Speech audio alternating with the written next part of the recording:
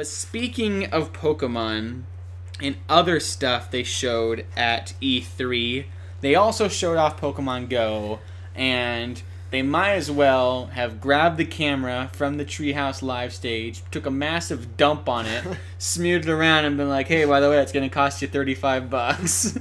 Because Pokemon Go looks like utter trash. It does. And they tried for 40 minutes, I think is what it was, to convince us that this is going to be fun. And every single sentence was just affirmation, this is terrible. And the funny thing is they like Pro Jared on and some other guy no one has ever heard of before. Mm-hmm. And we're one to talk. No one's heard of Koppai either. But I mean, you have these guys on and they're trying to act enthusiastic and pumped about it.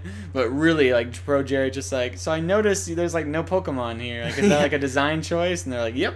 And it's like, oh, okay. I was hoping for a better answer than that. It was just, I mean, the guy that was like in charge of the whole project was, for the most part, basically just saying like, don't even play this game. Just go outside and walk and like look around at the environment. Like, don't even play. Please, like the game is. If you could, don't even play it. If you could, just go outside and take a walk. But if you have to, get our game. And if you need some like something there with you while you go out on your walk, it was like, please don't play this game very much while you're going out and walking. Please, we want it to be like as passive as possible. To the point where this Pokemon Go Plus thing that they have, wristband, you don't even really have to do anything. It just blinks and you you don't touch see it what and you catch a Pokemon you run into, and you're like constantly catching the same Pokemon over and over again because you have to get like 32,000 Squirtle to evolve it into Wartortle, and it's like, why would you even do that? And if you live in a certain area, like which is immersive and also a bummer, like if you live in like at a bay, like the San Francisco people, they caught a bunch of Horsies because it was just Horsey, but the Horsey was like in the middle of like the downtown area because the Google Maps was just like, you're near an ocean, so here's a Horsey, but it was just like, this makes no sense. Yeah. And then they pulled it out on their phone and like they like showed up and there's like a, what was it, like I think what Pokemon, I forgot, it was like a Rattata or something, and it was like on the table, then on the floor. Like there was like no recognition of like 3D environments or scanning or anything. Yeah. And then it does a quick little animation, and then you just toss Pokeballs at it. Pokeball didn't work. All right, I'm going to my Ultra Balls. I'll throw an Ultra Ball at it. And then it catches, and it's like, cool. Now what do you do with it? Well, now you have it. Yeah. Now you have it. Do I get to train it? Catch another one, and if you catch a few million more, it evolves. Yeah. Which reminds me of that Bulba Sanctuary episode, like where they went and there's all the Bulbasaurs united together. Bulbasaur. They all gather together, and Ash is like, "Oh, do you want to be with your brothers and sisters, Bulbasaur?" Bulba. It's like rolling over on its bed, all depressed. Or no, that was that episode of Pikachu where he's like laying in his bed. And he's like looking at the Thunderstone. And he's like, he turns away and rolls over, like doesn't even look at it when he falls asleep. Yeah, the game. I mean, come on. Like we are sometimes arguably too positive about Nintendo. We defend games or actions by them that most people on the internet would hate. Yeah. This is bad. Well, and it was such, I feel, a false advertisement with their initial tech demo, or not even tech demo, whatever it was. Trailer. It was a trailer, and it was a... and because in the trailer they said you can trade Pokemon. Like, yeah, that's gone. Proof of concept trailer. Yeah. Concept trailer. It was, it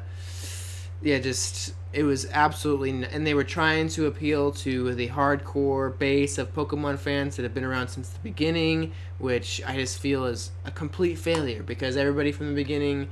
It's not about gotta catch them all, like I feel. Mm-hmm. I feel it's about the experience of catching and training and battling with your friends, and it seems like this really tries to make it all passive as much as possible, which is not what Pokemon's about. Like, it's when you have engaging. Like if you have 30, because then they have the nerve, like really, like you have the nerve to you're gonna gyp some kid.